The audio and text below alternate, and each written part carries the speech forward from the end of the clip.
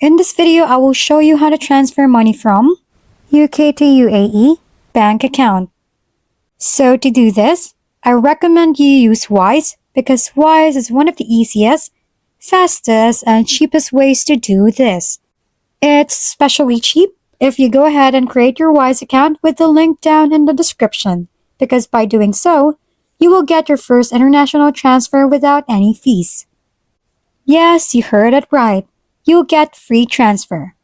No hidden fees, no catch. It's that simple. Just click the link to sign up or log in, and you're all set to enjoy this exclusive offer.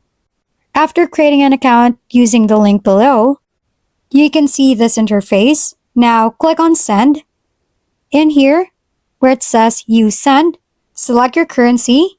Meanwhile, in here, where it says Recipient Gets, select the recipient's currency. Then pick how much you would like to send in terms of your currency. So for this one, I'll select this. Then here, you see my fee and the specific transfer. Now this may be lower for you if you use my link, and the money should arrive in seconds. So that's very fast as well. Then go ahead and click on Continue. Now choose if you are sending to yourself or someone else. I will pick someone else.